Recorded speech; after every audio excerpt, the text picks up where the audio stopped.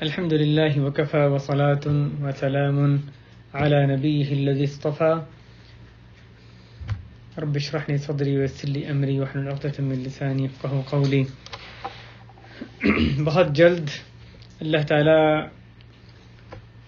تعالیٰ کی توفیق سے ہم جو جن 10 دنوں کا استقبال کر رہے ہیں، عشرہ ذو الحجہ کے دن ہیں، ذو الحجہ کے ابتدائی 10 دن، جن کے بارے میں نبی کریم صلی اللہ علیہ وسلم نے فرمایا کہ ما من ایام العمل الصالح فیہن احب الی اللہ من هذه الایام العشر، کوئی ایسے دن نہیں جن میں عمل کرنا اللہ تعالیٰ کو زیادہ محبوب ہو ان 10 دنوں سے۔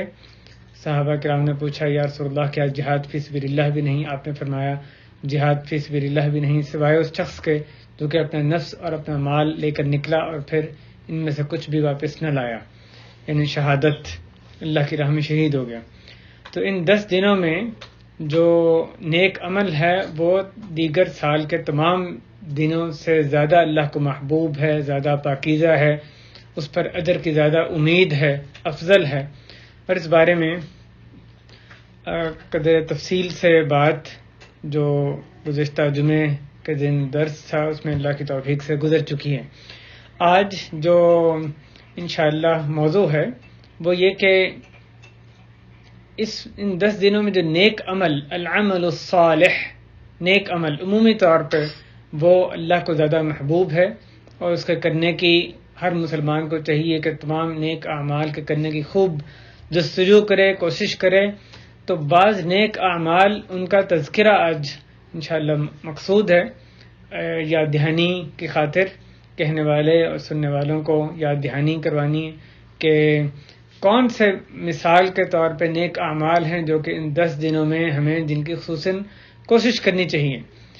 اور اس فہرست کے ذریعے سے جو کہ بہت اختصار کے ساتھ تقریباً 170 اعمال کا تذکرہ کیا جائے گا، اس کا مقصد یہی ہے کہ ہمیں ایک یاد دہانی ہو جائے کہ یہ عمل بھی ہیں، یہ اعمال بعض وہ اعمال ہیں جن میں تگ و دو کی ہم نے کوشش کرنی ہے۔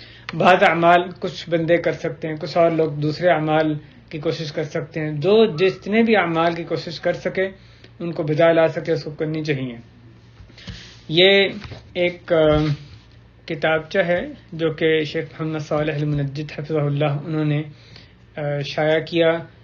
یہ اس کا آپ عنوان دیکھ رہے ہیں اسکرین پہ، 173 یعنی 173 عملا صالحا بمناسبت عشر ذی الحجہ، کہ 173 نیک عمل عشر ذی الحجہ کی مناسبت سے۔ اس کتابچے میں بعض جو یعنی اسی کا جو ترجمہ اور مختصر سی بات ہم آج یہاں پر رکھیں گے۔ اس کتابچے کا ترجمہ ہوا جو کہ یہاں آپ کے سامنے دکھایا جائے گا، اور اس میں عنوان رکھا گیا 170 نیک عمل عشرہ ذو الحجہ اور 170 نیک اعمال، اور آگے لکھا گیا کہ اس فہرست کی روشنی میں اپنے اعمال کا جائزہ لیجیے۔ عربی کتابچے میں 173 کا ذکر ہے، اردو میں 170 کا ذکر ہے۔ دراصل 2 جو اس میں عمل اس میں مکرر آئے ہیں، ڈپلیکیٹ ہیں، اور ایک عمل ایسا ہے جس کو کہ اس میں یعنی غالباً 7 ملا دیا گیا جہاں پہ مہمان نوازی کا تذکرہ ہے، تو اس طرح سے اس کو 170 کی تعداد یہاں پر آئی ہے۔ تو یہاں پر دلائل کا تذکرہ نہیں کیا گیا، مقصد صرف ایک یعنی عنوان کا ذکر کرنا، اس کے ذریعے سے یاد دہانی کروانا ہے۔ ان تمام اعمال کے پیچھے دلائل موجود ہیں، احادیث یا آیات یا احادیث موجود ہیں، اور اگر یعنی اس میں تفصیل جو ہے اس کے یہاں پر وہ مقصود نہیں ہے۔ تو ہم اللہ کی توفیق سے شروع کرتے ہیں۔ یہ جو ساتھ ساتھ ڈسپلے اس کو کیا جائے گا اسکرین پہ، ساتھ ساتھ جو ہم اعمال ہیں وہ اس کو ساتھ ساتھ دیکھیں گے، اور ان پہ مختصر سی انتہائی اختصار کے ساتھ ان پہ یعنی گفتگو بھی ہوگی۔ تو ابتدا ایسے ہے کہ نمبر 1 فرض نماز ادا کرنا سے یہ بھی ذکر کرتے چلیں کہ ان کی یہ جو فہرست ہے یہ کوئی اہمیت کے اعتبار سے نہیں، اور نہ ہی کوئی خاص یہ کہ پہلے مثلا عبادات ہوں پھر معاملات ہوں، اس طرح بھی نہیں ہے، بلکہ ایک فہرست ہے مرتب کی گئی، اس میں خود آدمی جائزہ لے سکتا ہے کہ کس طرح اس نے کیا ترجیحات اپنے لیے متعین کرنی ہے، کون سے اعمال ہیں۔ بعض اعمال ان میں فرض ہیں، بعض ہیں جو کہ نوافل ہیں، مستحبات ہیں۔ تو اب اس میں جو شروع کیا گیا فرض نماز ادا کرنا، پھر نفلی روزے، خاص طور پہ یوم عرفہ کا روزہ رکھنا، باقی جو ذوالحجہ کے 9 دن ہیں ان میں بھی جو روزوں کا اہتمام کرنا چاہیے، صدقہ کرنا، تحلیل لا الہ الا اللہ پڑھنا، تسبیح سبحان اللہ پڑھنا، تسبیح یعنی سبحان اللہ پڑھنا، اور تحمید الحمدللہ کہنا، تکبیر اللہ اکبر پڑھنا۔ اور یہ جو 4 کلمات کا تذکرہ کیا گیا، ان سب کو آپ اکٹھا کر سکتے ہیں، سبحان اللہ والحمد للہ ولا الہ الا اللہ واللہ اکبر، یہ 4 کلمات کا ذکر کیا گیا۔ اسی طرح لا حول ولا قوت الا باللہ پڑھنا، مؤذن کے ساتھ اذان کا جواب دینا، استغفار کرنا کثرت سے، استغفر اللہ مختلف صیغوں کے ساتھ جو سکھایا گیا اس کا اہتمام، دعا مانگنا، آگے نبی کریم صلی اللہ علیہ وسلم پر درود پڑھنا، قرآن مجید کی تلاوت کرنا، اور اس میں ایک ہدف اپنا ہم یہ بنا سکتے ہیں کہ اس عشرے میں، بلکہ آپ پہلے 8 دنوں میں یہ ہدف بنا سکتے ہیں کہ عرفات کے دن تو خاص عرفات کا دن دعا کرنے کا دن ہوتا ہے، اور عید کا دن اس میں بھی مشکل ہے تلاوت کرنی، دیگر مصروفیات ہوتی ہیں، یعنی زیادہ تلاوت مشکل ہوتی ہے۔ تو ایک اچھا ہدف یہ ہو سکتا ہے کہ شروع کے 8 دنوں میں تقریباً ہم ہدف بنا لیں کہ قرآن مجید کو مکمل ختم کرنا ہے۔ جس آدمی کو یہ طاقت ہو، نہیں تو کچھ نہ کچھ اپنا ہدف بنائیں تو آسانی رہتی ہے اس کو حاصل کرنے میں۔ آگے قرآن مجید پہ تدبر، غور و فکر کرنا، قرآن مجید کا جتنا ہو سکے حفظ کرنا، قرآن مجید کا مدارسہ یعنی اکٹھے بیٹھ کے اس کو پڑھنا پڑھانا، اس کو سمجھنے کی کوشش کرنا، قرآن مجید کی تفسیر کا مطالعہ کرنا، کسی بھی معتمد صحیح منہج پہ جو تفسیر ہو، قرآن مجید کی تعلیم دوسروں کو دینا، خاص طور پہ بچوں کو سورہ فاتحہ سکھانا، جب تک وہ بچہ پڑھتا رہے گا اس کا ثواب سکھانے والے کو ملتا رہے گا۔ توبہ کرنا، اور ایک نہایت بنیادی چیز ہے، دیگر جو نوافل ہیں ان سے کہیں زیادہ اہم یہ ہے کہ آدمی حرام کاموں سے توبہ کرے، توبہ نصوح، والدین کے ساتھ حسن سلوک کرنا، ان کی خدمت کرنا، اطاعت کرنا، اسی طرح صلہ رحمی کرنا، رشتہ داروں کے ساتھ یعنی تعلقات استوار کرنا، ان کی خبرگیری، ان کے حال احوال معلوم کرنا، ضرورت پوری کرنا، یہ تمام چیزیں صلہ رحمی میں ہیں۔ اور پھر والدین کے دوستوں سے تعلق رکھنا، ان کی ضروریات کا خیال کرنا، مہمان کا اکرام کرنا، اسی طرح مہمان کو اچھے طریقے سے رخصت کرنا، پڑوسی سے حسن سلوک کرنا، سلام کو پھیلانا، سلام یعنی السلام علیکم، یہ اس کو زیادہ رواج دینا، جس کو جانتے ہیں جس کو نہیں جانتے، کھانا کھلانا، اچھی بات کرنا، رات کا قیام کرنا۔ اس کے بارے میں ہم نے پچھلے درس میں بھی دیکھا کہ کیسے سعید بن جبیر رحمہ اللہ اس کی خوب تاکید کیا کرتے تھے کہ آخری عشرے میں راتوں کو قیام کیا جائے۔ مؤکدہ سنتیں ادا کرنا جو 12 رکعتیں فرض نمازوں کے ساتھ مقرر کی گئی ہیں، فجر میں 2، ظہر میں 6 اور مغرب عشاء میں 2۔ چاشت کی نماز ادا کرنا جس کی کم از کم رکعتیں 2 ہیں اور اس سے زیادہ بھی ثابت ہیں۔ صبح و شام کے اذکار کا اہتمام کرنا، مختلف مواقع کے جو اذکار ہیں، مختلف حالات کے، مثلا گھر آنا جانے میں، مسجد آنے جانے میں، اسی طرح بیت الخلاء میں آنے جانے کے جو مختلف حالات کے ہمیں اذکار سکھائے گئے ہیں ان کا اہتمام کرنا، یعنی جو جگہوں سے متعلق ہوں یا خاص حالت سے متعلق جو اذکار ہیں، اسی طرح سونے کے، جاگنے کے اذکار ہیں مختلف جو مواقع کے۔ پھر طہارت کی حالت میں سونا یعنی باوضو ہو کر سونے کا اہتمام۔ جمعے کے دن کے حوالے سے بعض سنتوں کا ذکر کیا گیا کہ اس دن غسل کرنا، خوشبو لگا کر جمعے سے پہلے خوشبو لگانا، اور جلدی جمعے کے لیے جانا، یہاں پر ترجمے میں کچھ یعنی تصحیح کی ضرورت ہے.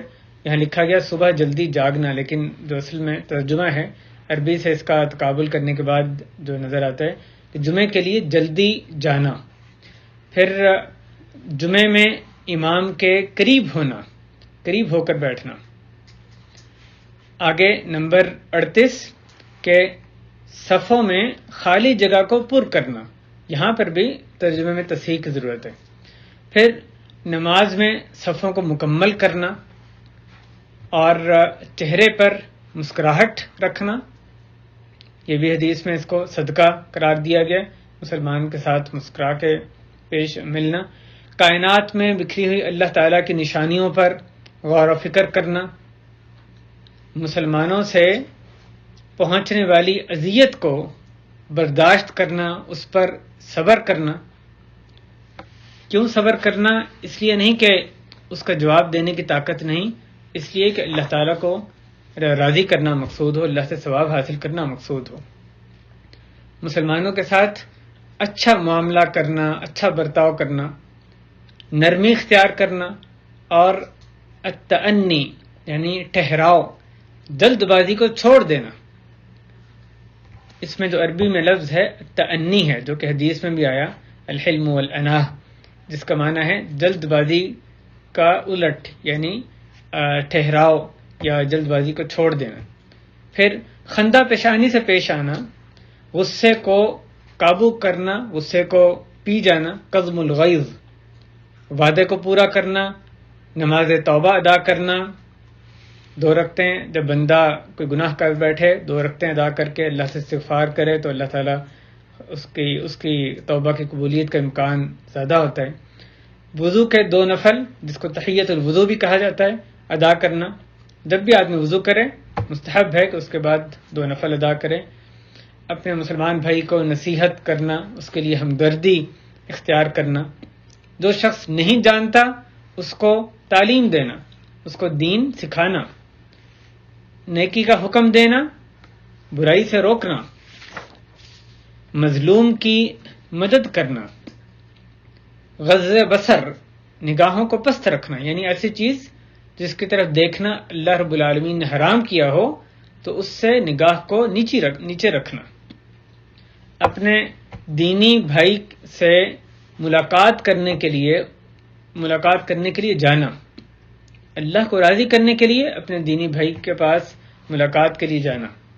جنازوں میں شرکت کرنا، مصیبت زدہ لوگوں سے تعزیت کرنا.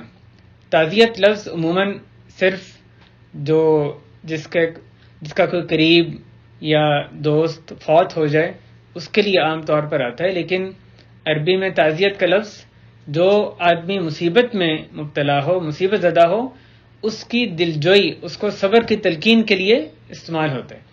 کسی بھی مصیبت زدہ شخص سے تعزیت کرنا یعنی اس کی مصیبت کو ہلکا کرنے کی کوشش کرنا، اس کو صبر کی تلقین کرنا، اس کے سامنے جا کے اس کو دعا دینا.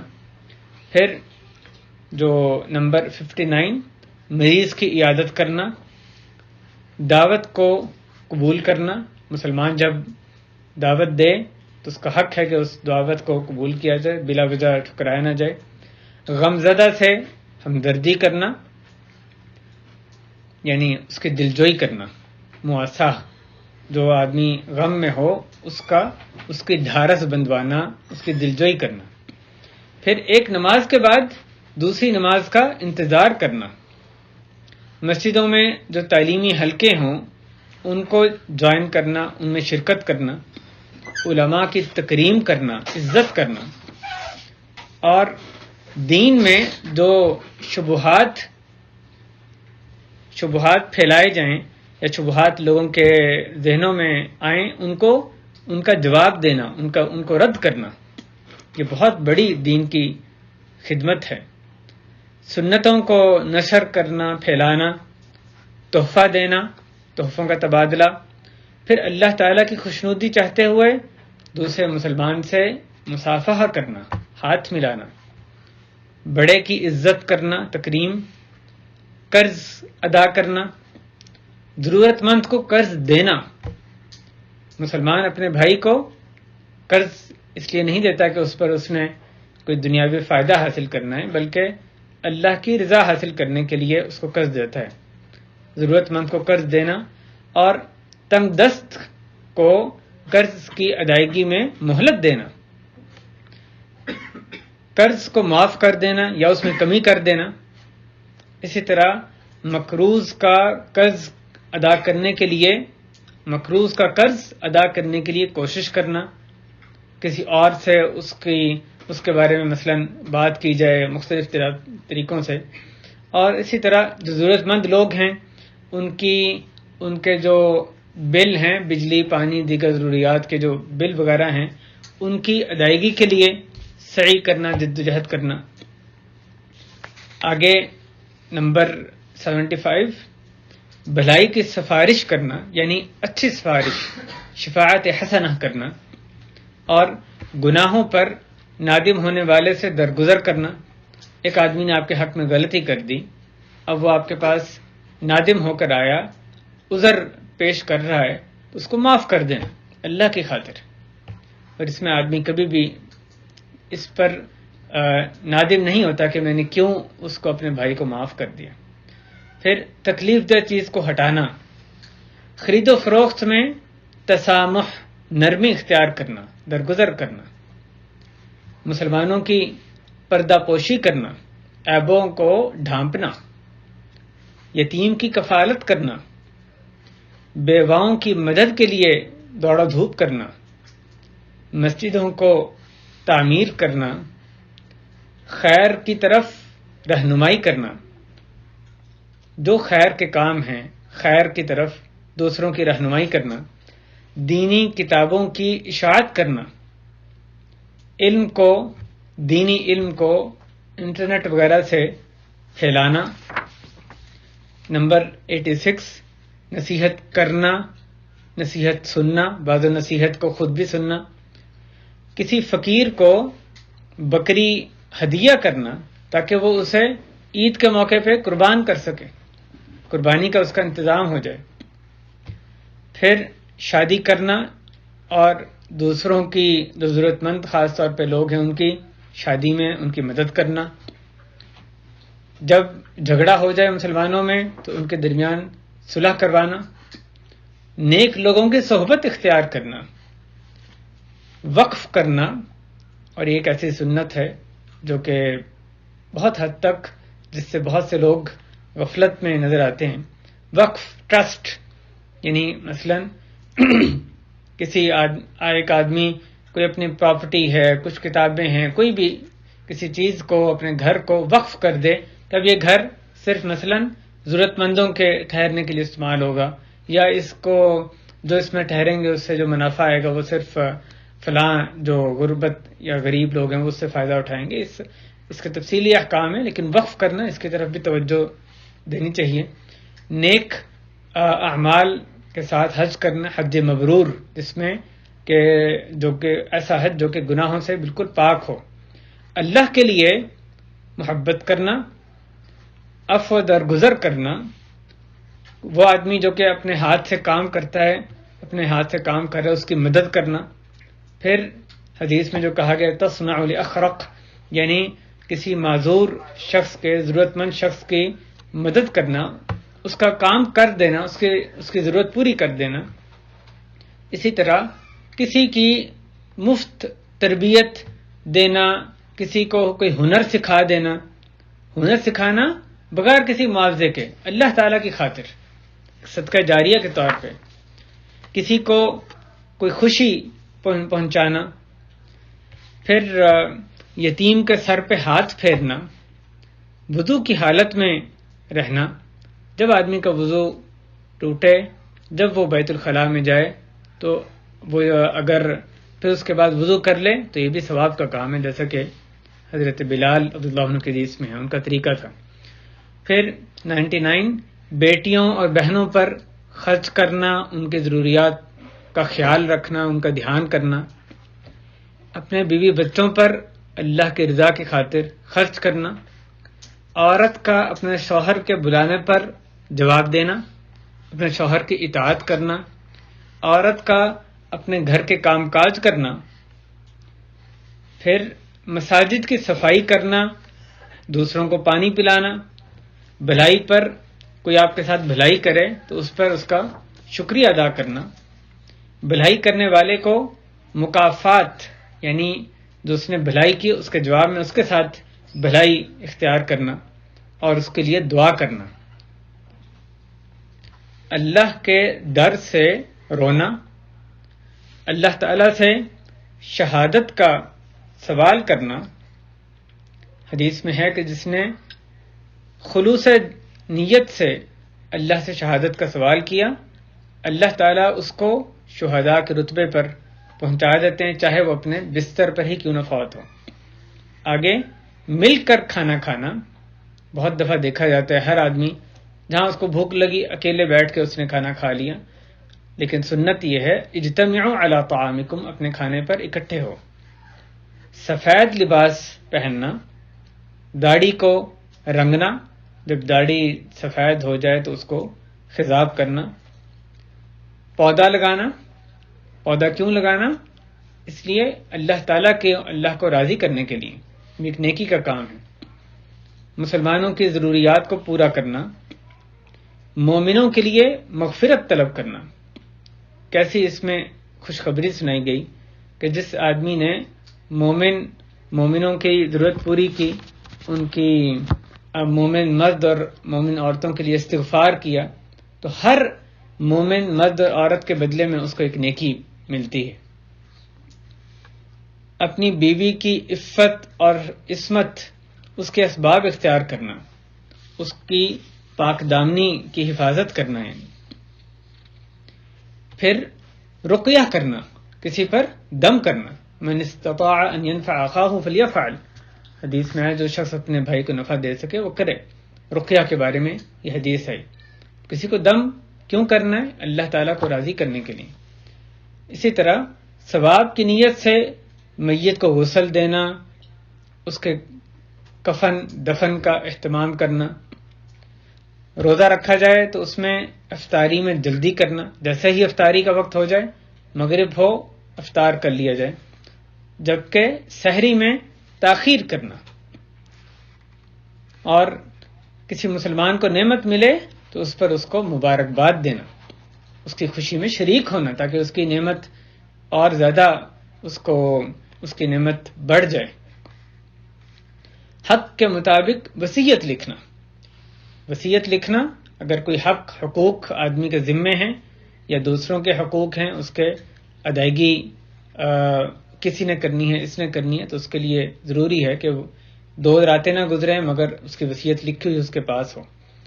مسلمان کو لباس پہنانا، پہلے دایاں جوتا پہننا، اتارتے وقت بایاں جوتا اتارنا، بیٹھ کر پانی پینا، جس شخص پر موت کا وقت آ جائے، جو نزا کے عالم میں ہو، اس کو لا الہ الا اللہ کی تلقین کرنا۔ جب ایک شخص نظر آ رہا ہے کہ وہ فوت ہو رہا ہے تو اس کو لقنوا موتاکم لا الہ الا اللہ، تو اس کو لا الہ الا اللہ کی تلقین کی جائے، یعنی اس کو کہا جائے کہ تم پڑھو لا الہ الا اللہ پڑھو، تاکہ فوت ہونے سے پہلے اس کا آخری جو کلمات ہیں وہ کلمہ ہو۔ تمام کاموں کی ابتدا بسم اللہ سے کرنا، مسواک کی حرص رکھنا، بہتر طریقے سے قرض لوٹانا۔ مراد یہ ہے کہ جب قرض آدمی لے اس کو واپس کرے تو جو قرض اس پر لازم یہ ہے کہ قرض جتنا لیا اتنا واپس کر دیا، لیکن اس سے بہتر طریقے سے ادائیگی کرے۔ چھوٹا جانور قرض میں لیا، اس سے بہتر جانور قرض میں واپس کرے، اس طریقے سے اس کو بہتر طریقے سے قرض کو لوٹانا۔ استخارے کی نماز پڑھنا، سجدہ شکر کرنا، جب بھی آدمی کی کوئی مصیبت ٹل جائے، کوئی نعمت اس کو حاصل ہو تو اللہ کے سامنے سجدے میں گر جائے۔ جب شرعی مصلحت ہو تو اپنی قسم کو توڑ کر اس پر کفارہ ادا کرنا۔ جہاں نظر آئے کہ قسم پر قائم رہنا وہ شرعی مصلحت کے خلاف ہے تو پھر مطلوب یہ ہے، بہتر یہ کہ اس قسم کو توڑ دیا جائے اور جو بہتر چیز ہے اس کو اختیار کیا جائے اور اس پر کفارہ ادا کیا جائے۔ گھر کے کام کاج میں اپنے گھر والوں کی مدد کرنا، مساجد کی طرف چلنا، نماز میں ستھرا رکھنا، اور ہمیں سکھایا یہ گیا کہ ستھرے کے آدمی قریب ہو کے کھڑا ہو، اچھی آواز سے خوش الہانی کے ساتھ قرآن مجید کی تلاوت کرنا، گھر میں داخل ہونے سے پہلے اجازت لینا، جمائی کو روکنا۔ ادب سکھایا گیا کہ جب جمائی آئے تو حتی الامکان اس کو روکنے کی کوشش کرے اور ہاتھ اپنے منہ کے آگے رکھے۔ آگے قربانی کے جانوروں کو صحت مند فربا موٹا کرنا، فجر سے سورج کے بلند ہونے تک نماز کی جگہ پر بیٹھے رہنا، اللہ کے ذکر میں یہ وقت صرف کرنا۔ نمبر 141، غیر حاجی کا بھی مکہ کی طرف قربانی بھیجنا، جس کو ہدی کہا جاتا ہے۔ ہدی یہ حاجی کے لیے تو ہے ہی سنت، حاجی کے لیے تو مشروع ہے، لیکن جو غیر حاجی ہے اس کے لیے بھی ایک یہ سنت طریقہ ہے، نبی کریم صلی اللہ علیہ وسلم سے بھی ثابت ہے کہ وہ مکہ یعنی حدود حرم میں خاص طور پہ ذبح کرنے کے لیے جانور بھیجا کرتے تھے، اور آج کل تو اس کا بہت آسان ہو گیا انتظام کرنا۔ گھر والوں اور بچوں کو نماز کا حکم دینا، گھر میں داخل ہونے پر اور گھر سے نکلنے سے پہلے 2 رکعت نفل ادا کرنا، تہجد کے لیے جب نیند سے بیدار ہوں تو نیند کو دور کرنے کے لیے چہرے پر ہاتھ پھیرنا، اور اسی طرح سورہ آل عمران کی جو آخری آیات ہیں ان کی تلاوت کرنا، ان فی خلق السماوات والارض واختلاف اللیل والنہار لآیات لأولی الالباب، یہاں سے لے کے سورت کے آخر تک، واتقوا اللہ لعلکم تفلحون، جو پورا رکوع ہے اس کی تلاوت کرنا۔ نمبر 145، اچھی طرح سے وضو کرنا، چھینکنے والے کو جواب دینا، یعنی جب چھینکنے والا کہ الحمدللہ کہے تو اس کے جواب میں یرحمک اللہ کہنا، تشمیت العاطس۔ آگے جو آدمی اپنا کوئی راستہ پوچھے یا اپنی کوئی ضرورت حاجت آپ کو بتائے تو اس کی رہنمائی کرنا۔ وطر کے بعد سبحان الملک القدوس 3 مرتبہ کہنا، سبحان الملک القدوس، سبحان الملک القدوس۔ پھر خوف زدہ شخص کی وحشت کو دور کرنا، اجنبی شخص کو پناہ دینا، اس کے لیے پناہ گاہ کا انتظام کرنا۔ پھر مساجد میں تبخیر یعنی عود، جو اچھی خوشبو کے لیے وہاں پہ انتظام کیا جاتا ہے عود وغیرہ کا، اسی طرح جو دیگر خوشبو کی صورتیں ہیں اس کا اہتمام کرنا۔ حاجیوں، قیدیوں اور انہی جیسے جو دیگر لوگ ہیں ان کے گھر والوں کی ان کی غیر حاضری میں خبرگیری کرنا، ان کی ضروریات کا خیال رکھنا۔ مساجد اور دوسری جگہوں پر قرآن مجید کے نسخے تقسیم کرنا، علم کی مختلف طریقوں سے، ویب سائٹ سے، چینل سے، ریڈیو کے ذریعے مختلف طریقوں سے جو دینی علم ہے اس کی اشاعت، اس کو نشر کرنا۔ تعلیمی دروس، لیکچرز، کورسز کا اہتمام کرنا، یہ مراد ہے دینی تعلیم کے۔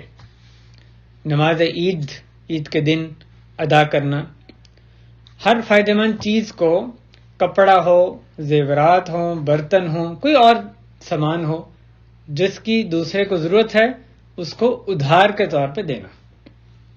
اور یہ آدمی کیوں ادھار کے لیے دے گا؟ اللہ تعالیٰ سے رضا، اللہ تعالیٰ سے ثواب حاصل کرنے کے لیے۔ جمعیات خیریہ یعنی فلاحی انجمن یا رفاہی ادارے قائم کرنا، نیکی کے کاموں کے لیے منظم ہو کر کام کرنا تاکہ زیادہ اچھے طریقے سے کام کیا جا سکے۔ حاجی کے حج کرنے کے لیے اس کے اخراجات کا انتظام کرنا، طلبہ کو علم حاصل کرنے کے لیے فارغ کر دینا، ان کے معاش کا بندوبست کرنا۔ ایک دین کا جو طالب علم ہے اس کے خرچے کی ذمہ داری اٹھا لی جائے کہ تم اس کی فکر نہ کرو، تم یکسوئی کے ساتھ دین کا علم حاصل کرو، تاکہ وہ بہت اچھے طریقے سے بالکل اپنے علم کی طرف وہ توجہ دے سکے۔ مسلمان بچوں کے لیے کتب اور مختلف پروگرامز کی تیاری کرنا، علم کو، شرعی علم کو امانت کے ساتھ دوسروں تک منتقل کرنا، جیسا کہ نبی کریم صلی اللہ علیہ وسلم نے خوشخبری دی۔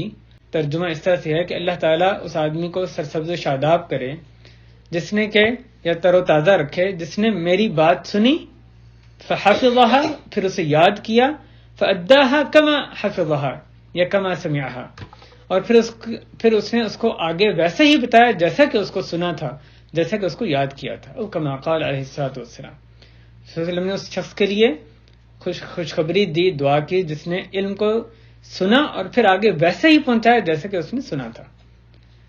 آگے 163، مسلمانوں کی عزتوں کی حفاظت، عزتوں کا دفاع کرنا، قرآن مجید سننا، علم اور فلاح کے کاموں میں انعامات دینا، حوصلہ افزائی کرنا، اسی طرح بچوں کے ساتھ نرمی کا معاملہ کرنا،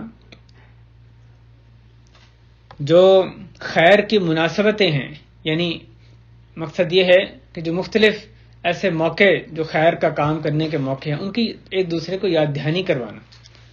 مثال کے طور پہ جیسے جمعہ کا دن آئے تو شام کو یاد دہانی کروا دی جائے کہ یہ جو دعا کی قبولیت کا وقت آنے والا ہے یا آ گیا ہے، جو مغرب سے یعنی عصر کے بعد آخری گھڑی ہے، یا پیر جمعرات کا دن آئے تو ایک دوسرے کو یاد دہانی کروائی جا سکتی ہے، روزے رکھنے کی ترغیب دی جا سکتی ہے، ایام بیز کی یاد دہانی۔ اس طرح سے روزے ہیں، یعنی مختلف جو نیکی کے کام ہیں ان کا جب موقع ہو تو ایک دوسرے کو اس کی یاد دہانی کروانا۔ پھر 168، امانتوں کی حفاظت کرنا، انہیں صحیح طرح ادا کرنا، مریضوں کا علاج کروانا، کیوں؟ ثواب کی نیت سے، آپ کا اس مریض سے، مسلمان مریض سے کوئی تعلق نہیں، لیکن رب کریم کو خوش کرنے کے لیے اس کا علاج کروانا، مویشیوں اور پرندوں کے ساتھ اچھا سلوک کرنا۔ یہ 170 نیک کام ہیں جو کہ یاد دہانی کے لیے بتائے گئے، اور جو ان 10 دنوں میں ہر نیک عمل صالح اس کا جو ثواب ہے، اس کی جو فضیلت ہے وہ باقی سال کے تمام دنوں سے زیادہ ہے، اللہ تعالیٰ کو زیادہ محبوب ہے۔ اللہ تعالیٰ اس ذوالحجہ کے عشرے کو بہترین طریقے سے گزارنے کی توفیق عطا فرمائے، زیادہ سے زیادہ اس میں نیک اعمال کرنے کی توفیق دے، ہمیں اس عشرے کی صحیح طرح سے تعظیم کرنے والا بنا دے، اور ہمیں تمام حرام کاموں سے توبہ نصوح کرنے کی، اپنے سیاہ کاریوں سے ہمیں اس سے باز آ جانے کی، توبہ کرنے کی توفیق عطا فرمائے، اور خوب نیکیوں کے خزانے اللہ کی محض توفیق سے سمیٹنے کی اس آخری عشرے میں اللہ تعالیٰ ہمیں توفیق عطا فرمائے۔ وصلی اللہ وسلم وبارک علی نبینا محمد وعلی آلہ وصحبہ اجمعین، وآخر دعوانا ان الحمد للہ رب العالمین۔